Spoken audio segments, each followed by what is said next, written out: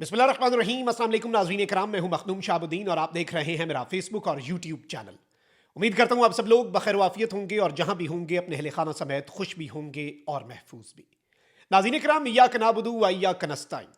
ऐ अल्लाह, हम तेरी इबादत करते हैं और तुझसे ही मदद मांगते हैं। आज 8 मार्च 2025 हफ्ते के दिन का आगाज हो चुका है। कुछ अहम तरीन अपडेट्स हैं जो आपके सामने रखनी है। एक जानब तो 9 मई वाकयात पर हुकूमत ने एक नया काम कर डाला है और यूं लग रहा है कि इस वक्त पाकिस्तान तहरीक इंसाफ के खिलाफ जो एक न्यू वेव ऑफ फाशिज्म है, फस्तायत की एक नई लहर है, उसमें अब बहुत ज्यादा तेजी आने जा रही है और निजाम जो है वो अब आगे से आगे बढ़ता जा रहा है। पाकिस्तान तहरीक इंसाफ को भी अब खुलकर सामने आना होगा और खुलकर मुकाबला करना होगा। इसके साथ ही साथ अली अमीन गंडापुर जो है उनके खिलाफ भी एक नया महाज खुल गया है और अली अमीन गंडापुर के हवाले से एक स्टेटमेंट आई है और पाकिस्तान तहरीक इंसाफ को यह मैसेज दिया गया है कि गंडापुर साहब का कुछ कर ले। ये माजरा क्या है, इस पर भी बात कर लेते हैं। और एक लाइव शो जो है उसमें फयाजुल हसन चौहान जो है उनके साथ क्या हुआ और लाइव शो की एक वीडियो जो है वो वायरल हुई है। कंबर जैदी साहब बड़े अच्छे साफी हैं, प्रोग्राम करते हैं। फयाजुल हसन चौहान जो हैं वो उनका शो छोड़कर क्यों चले गए और क्या मामला बना, इस हवाले से भी कुछ डिटेल्स एक्सक्लूसिवली आपके सामने रखनी है। सबसे पहले नाज़रीन कराम, 9 मई के हवाले से मैं आपको एक बड़ी अपडेट दे दूं कि 9 मई के मुल्जिमान की जो जमानत मनसूख हुई थी और वो लाहौर हाई कोर्ट से हुई थी और लाहौर हाई कोर्ट ने जो फैसला दिया था वो भी तारीखी था। तो अब ऑब्वियसली आपको पता है कि स्टेट जो है ना, हुकूमत जो है वो इसमें मुद्दई है। 9 मई के केसेस में स्टेट इज द कंप्लेनेंट और 9 मई के अंदर जिन लोगों की एटीसी से, एक तो 9 मई के वो लोग हैं ना जिनका ट्रायल हो गया मिलिट्री का, किसी को पता नहीं चला, और वो मिलिट्री ट्रायल वाला केस भी आईनी बेंच रोज सुनता है। कभी इधर सज्जी दिखा के खबी मार देते हैं, कभी खबी दिखा के सज्जी मार देते हैं और आईनी बेंच ने एंड पे करना वही है जो निज़ाम चाहता है। लेकिन इंपॉर्टेंटली जो सबसे अहम तरीन चीज़ है वो ये है कि 9 मई के मुल्जिमान की जमानत मनसूखी के लिए सुप्रीम कोर्ट में दायर हुकूमती अपीलें जो हैं वो समात के लिए मुकर्रर हो गई हैं। What a timing. आप देखें, फस्तायत की जा रही है, पीटीआई के लोग जो हैं उनके घरों पे रेड्स की जा रही हैं। ऑन बास बप्पी उठा लिया आपने एक 14 साल की बच्ची जो है सरगोदा में, उसके घर रेड कर दी, शरबानों के घर।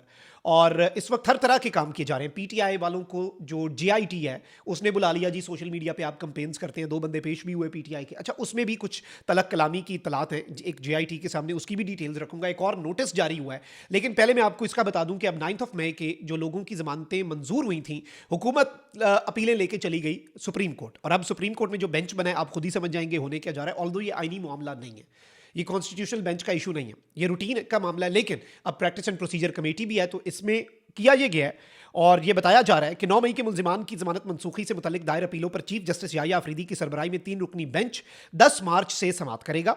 चीफ जस्टिस के अलावा जस्टिस मुसर्रत इलाली और जस्टिस मियां गुल हसन औरंगजेब जो कि इस्लामाबाद हाईकोर्ट से लाए गए आरजी जज के तौर पर वो हिस्सा होंगे। चीफ जस्टिस याह्या अफरीदी और जस्टिस मुसर्रत इलाली का इस बेंच में होना इनफ है हमें ये बताने के लिए। अब चाहे 3-0 का फैसला हो या 2-1 का, आप मेरे से ज़्यादा समझदार हैं। 9 मई मुल्जिमान की जमानत मनसूखी की 16 अपीलों पर समाअत 11 मार्च को होगी, जबकि बेंच 12 मार्च को 9 मई मुल्जिमान की जमानत मनसूखी की 8 अपीलों पर भी समाअत करेगा। यानी कि होने ये जा रहा है कि मुख्तलिफ अपीलें हैं ना, हर बंदे की केस के फैसले हैं तो मुख्तलिफ अपील्स हैं। तो 10 मार्च से समाअत होगी, फिर 11 मार्च को भी 16 अपीलों पर समाअत होगी, फिर 12 मार्च को 9 मई के 8 केसेस के अंदर अपीलों की समाअत होगी। और पंजाब हुकूमत ने 9 मई के मुल्जिमान की जमानतें मनसूख करने के लिए अदालत से रुजू किया था। तो इससे क्या पीटीआई को दबा सकेंगे? भाई, इससे पहले आपने पीटीआई के खिलाफ हजार काम किए, ये कौन सा बड़ा काम है? मिलिट्री कोर्ट्स के बाद नहीं पीटीआई खत्म हो सकी, मिलिट्री कोर्ट से सजाओं के बाद नहीं पीटीआई खत्म हो सकी, ऐलानात के बाद नहीं पीटीआई, ये 9 मई की जमानतें एटीसी क्या हो जाएगा, कब तक चलेगा? अब ये सारी चीजें एक जानिब नाज़रीन इकराम, अब मैं आपको ये बता दूं कि पाकिस्तान तहरीक इंसाफ के रहनुमा जो हैं शाह फरमान, इन्हें जेआईटी ने एक नोटिस जारी किया है और नोटिस किस बात पर जारी कर दिया है कि जी जेआईटी टीम जो है, ज्वाइंट इन्वेस्टिगेशन टीम, उसके साथ इन्होंने बदतमीजी की और इस पर इन्हें नोटिस हो गया। और तफसीलात के मुताबिक शाह फरमान ने जेआईटी के अराकीन के साथ बदतमीजी की, ये सरकारी खबर है, सुन लें, जिसके नतीजे में उन्हें 2.5 घंटे तक तफ्तीश के लिए रोका गया। पीटीआई रहनुमा की जानिब से बदतमीजी पर जेआईटी ने उन्हें नोटिस भी जारी किया। जराये के मुताबिक जेआईटी की जानिब से तहरीक इंसाफ के रहनुमाओं से सोशल मीडिया हैंडलिंग और पाक फौज और रियासती इदारों से मुतल्लिक पोस्ट्स पर सख्त सवालात किए गए। पीटीआई के रहनुमाओं को सोशल मीडिया पर पोस्ट किए गए तमाम मवाद से आगाह किया गया और सवाल पूछे गए। बैरिस्टर गौर और शाह फरमान समेत दीगर से पार्टी फाइनेंसिंग से मुतल्लिक सवालात किए और इन अफराद के खिलाफ सख्त एक्शन लेने का फैसला किया जो तलबी के बावजूद पेश नहीं हुए। अब सख्त एक्शन किन के खिलाफ? आप अजहर मशवानी, जिब्रान इलियास, जुल्फी बुखारी, जो इमरान खान साहब के नजरिए पर बैरून मुल्क ज़्यादातर लोग बैठे हैं और डटे हुए हैं। और जुल्फी बुखारी साहब ने तो ऑफर कर दी कि भाई मैं हाजिर हो जाता हूँ, वीडियो लिंक के जरिए आ जाता हूँ, पाकिस्तानी हाई कमीशन चला जाता हूँ, वहाँ से मुझे आप वीडियो लिंक पे ले लें, लेकिन इन्होंने ऐसा नहीं किया। अब ये बताया जा रहा है कि जी आइंदा तलबी पर अगर ये बंदे ना आए तो इनके खिलाफ सख्त नोटिस होगा। और पीटीआई फाइनेंस डिपार्टमेंट के 2 अफराद भी जेआईटी के सामने पेश हुए। आलिया हमजा कमल शोजम जो है वो अपने वकील के जरिए जेआईटी में मशरूत हाजिरी उन्होंने दी। लेकिन यहाँ पर मैं आपको ये बता दूं कि शाह फरमान जो है उन्होंने भाई बदतमीजी किस बात की? जेआईटी कोई मतलब तौहीने जेआईटी हो गई। आईजी इस्लामाबाद की सरबराही में जेआईटी, मतलब आप ये अपनी कोई अदालत लगा लेंगे? आपने उसके ऊपर बंदे के ऊपर एक्स्ट्रा तफ्तीश कर रहे हैं, खुदा का खौफ करें। भाई आपने सख्त सवाल पूछे, अगले ने जवाब दे दिया। राइट है, एक फ्री कंट्री, कागजों में तो फ्री कंट्री है ना, कागजों में तो डेमोक्रेटिक कंट्री है। बाकी आपने इस मुल्क के अंदर जो फस्तायत मचाई हुई है वो करना है तो फिर आप जो मर्जी करते रहें। अच्छा, वहीं दूसरी जानिब हाफिज हमदुल्ला जी जेयूआई से ताल्लुक रखते हैं। इन्होंने अली अमीन गंडापुर साहब की तरफ अपनी तोपों का रुख कर लिया। ऑल्दो जेयूआई जो है ना, मुझे नहीं लगता कि पीटीआई को जेयूआई पे अब रिलाई करना चाहिए। ऑल्दो खान साहब हुज्जत ज़रूर तमाम करेंगे और खान साहब ने सलमान कुनाजा के थ्रू एक खुसूसी पैगाम मौलाना साहब के लिए भेजा है। अब यहाँ पर वैसे आई थिंक कि गंडापुर साहब जो है ना, उनका मसला यह है कि गंडापुर साहब, वज़ीर आला, गवर्नर कुंडी साहब, फैसल करीम और मौलाना फजलुर रहमान 3 हैवी वेट्स एक ही इलाके के हैं। और एक म्यान में ना 2 तलवारें नहीं रह सकती। आपके जो आपसी इख्तलाफात होते हैं ना अपने हल्के के, अपने एरिए के, वो बड़े संगीन होते हैं। तो मौलाना साहब जो हैं वो अगर पीटीआई के साथ इत्तेहाद करते हैं तो उसका पॉलिटिकल नुकसान पीटीआई के अली अमीन गंडापुर साहब को शायद हो के भाई उन्हें भी हो सकता है। लेकिन अब यहाँ पर हाफिज अब्दुल्ला ने यह कहा है कि एक तरफ तो असद कैसर और पीटीआई क़यादत अपोजिशन इत्तेहाद तश्कील देने के लिए राब्ते में है, यानी कि राब्ता है इस वक्त, जबकि दूसरी तरफ गंडापुर बिला वजह मौलाना फजलुर रहमान के बारे में जुबान दराजी पर उतर आए। लिहाजा पीटीआई क़यादत को चाहिए कि वो अली अमीन गंडापुर को रोकें।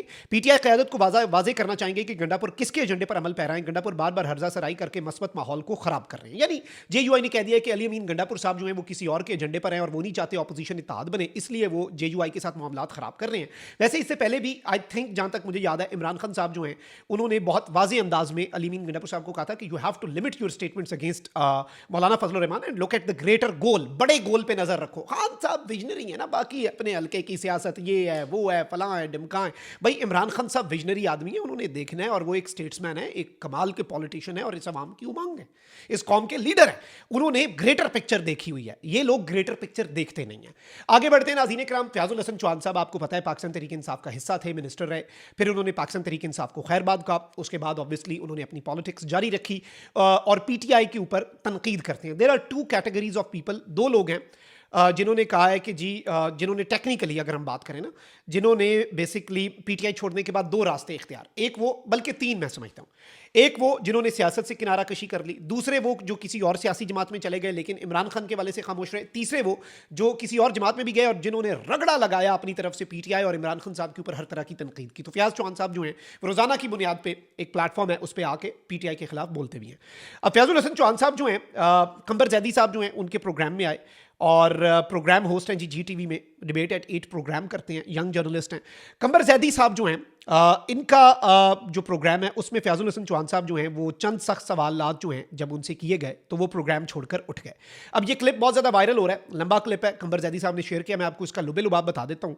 हुआ ये कि इससे पहले कंबर जैदी साहब का ये मौक़िफ़ है कि फयाज चौहान साहब, ज़ाहिर बात है गेस्ट का राइट होता है ना, आप साफ़ी का काम है वो सुने। कंबर जैदी साहब ये कहते हैं कि पीटीआई पर खूब तनकीद करते रहे फयाज चौहान साहब, मैंने उन्हें भरपूर मौका दिया, लेकिन जब क्रॉस क्वेश्चन किए तो उनको ये हजम नहीं हुए और वो गुस्से में बदतमीजी पर उतर आए। मेरी कोशिश थी कि वो ऐसे ना करें, लेकिन उनकी ये रविश पुरानी है, वो इससे पहले भी कई प्रोग्राम छोड़कर जा चुके हैं। तो कंबर जैदी साहब जो हैं उन्होंने तो अपना मौक़िफ़ जो है वो दिया और कंबर जैदी साहब जो हैं उन्होंने ये बता दिया कि ये मामला है, ये तमाम तर चीज़ें हुई हैं और ये सब कुछ ऐसे चल रहा है। तो आई थिंक कि फ्रीडम ऑफ एक्सप्रेशन हर बंदे को है, लेकिन प्रोग्राम छोड़कर जाना इज़ नॉट समथिंग गुड, आपकी अपनी इमेज के लिए भी।